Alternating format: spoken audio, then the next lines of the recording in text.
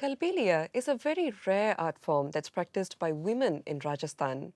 What is Kalbeliya all about and what is its story? Let's find out more in Nam Marabu and Insight.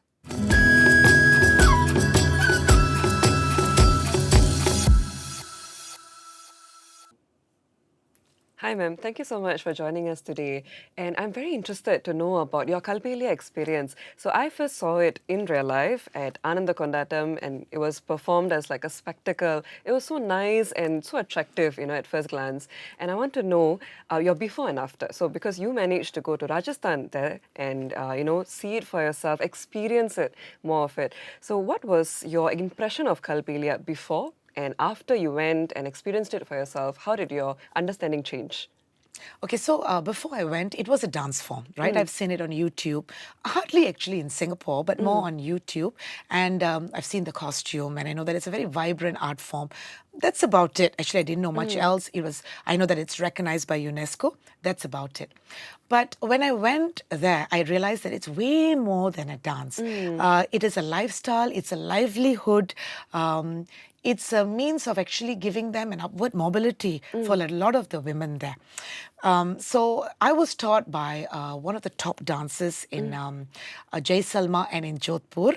And because she is so good, she's actually had a sort of upward mobility. She lives in a nice apartment in Jodhpur.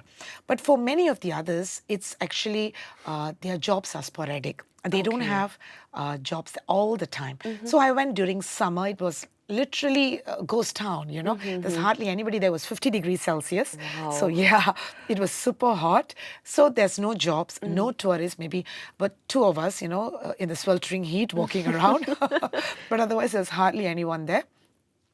So for them, right, I think they get their jobs during the better months, when there are weddings, when the tourists are there. The rest of the time, they scrape through, they do whatever jobs that they can get. And even to the extent that sometimes the kids are sent out to beg.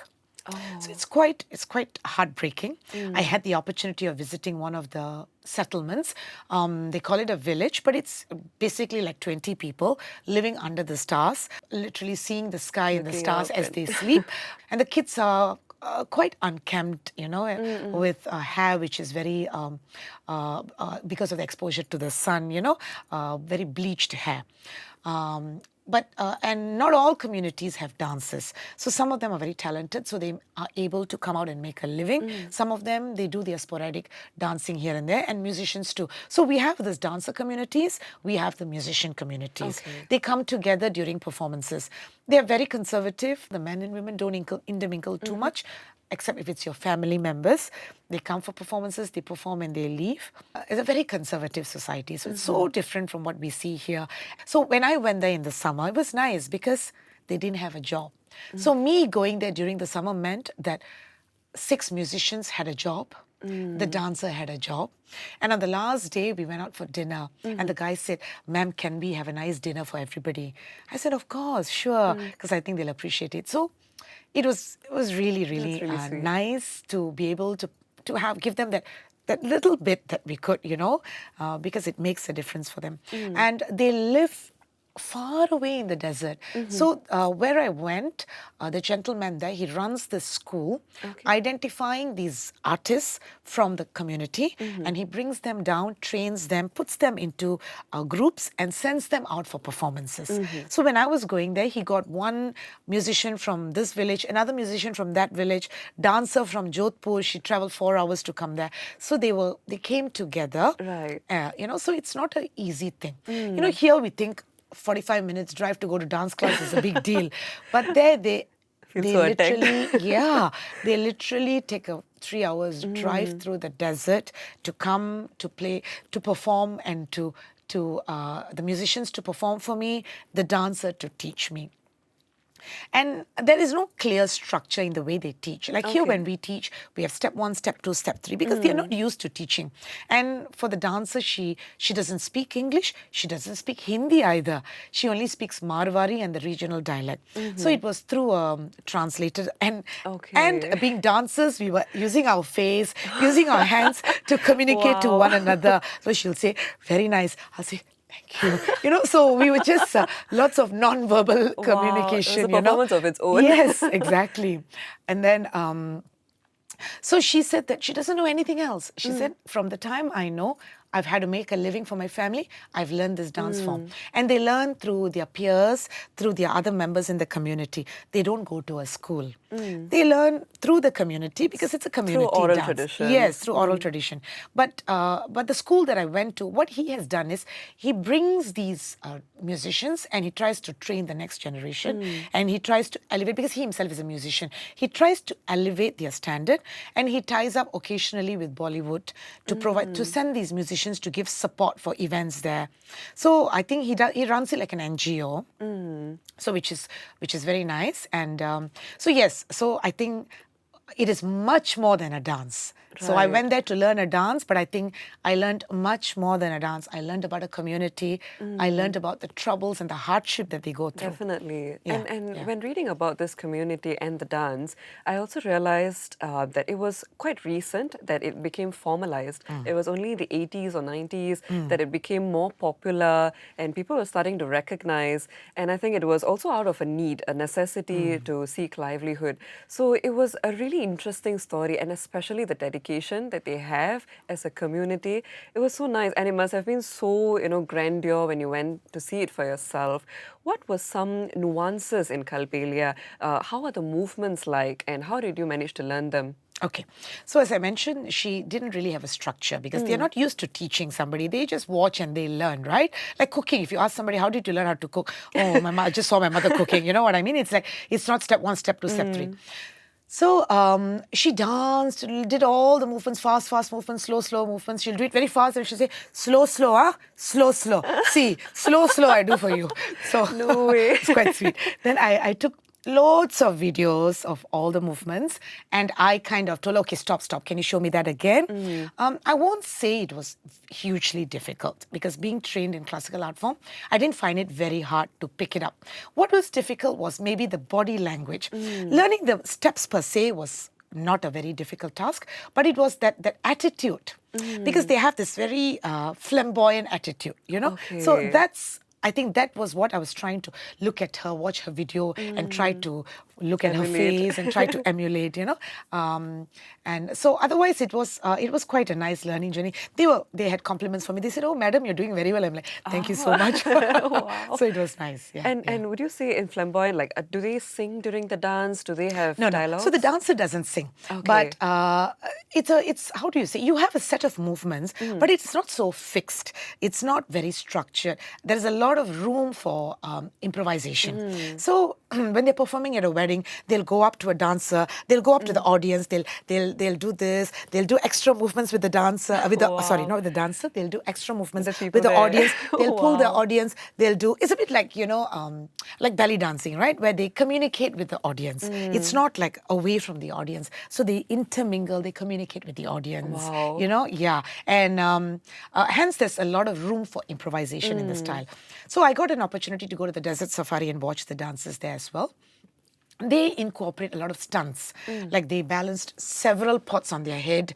They have Wow. candles in the pot. Then they will lie down and they will move their body in a circular way, balancing the pot. Then somebody will hold a ladder. They'll climb up the ladder. All those kind of stunts. Wow. Okay, I didn't get there though. I'm like, thank you, but I think maybe next time round I'll just learn the movements. So I think this time we presented the movements and not so much the stunts. Because again, when you're performing to a audience who want to be entertaining, it's not a captive audience. It's not an audience who has gone to an auditorium and sitting down and watching. This is Right. a transient audience in an outdoor environment. So to keep them entertained, Engaged you end and up doing this all these little gimmicks which kind of gets them right. So we didn't go that far, and also the other thing about the dance form is it's very much a solo art form. So the musicians are playing and then it's a solo art form. Even when Okay. there are 4 or 5 dancers, each of them actually came forward dancing one by one, not as a group. But when I had to come back, I had to make it into a group. Right. I mapped out the formations to give it a dynamism. So So this is how the dance came about. And apart from the movements themselves, I thought the costume was very striking. The black, the full black embodiment, and the mirror work, the needlework. I thought it was really impressive. Could you talk to us about what it means? What's the story behind the costume? Yeah, actually, the sourcing the costume was pretty challenging. So when I had done the inquiry first from Singapore, they told me that per costume was $500. I mean, really, how do we No spend way. 500 on one costume? We had to get 8 costumes, $4,000. Like that's no way. That's probably like the whole costume budget for the show. So I said I cannot eat up all the costume budget. There's Right. no way I can do that. And I thought that are they like hiking it up because I'm a Singaporean, But the truth of the matter is, when I went there, I realized that they are gypsies, right? And gypsies are well known to be selling beads and shells and all that. For them, right, they get the fabric from the market and they stitch the costume. A normal Kathak costume or a normal a dandiya skirt costume is about 4 to 6 meters. This is 8 meters. So it's that much more fabric, number one. Number two is they spend 3 to 4 months or even longer to hand embroider every single detail. Because, if you Wow. look at the costume, there's an elephant motif, there's a flower motif. So they literally hand embroider the mirrors and the beads and the thread work and the shells. So my. that 500 is for their labor.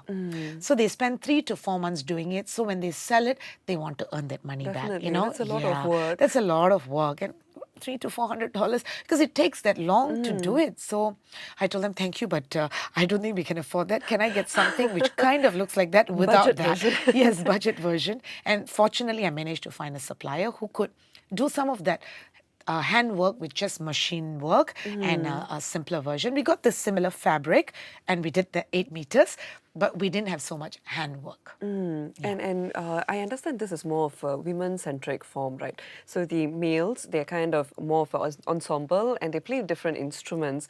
And I thought the instruments that they were played, I recognized none of them actually when I was researching.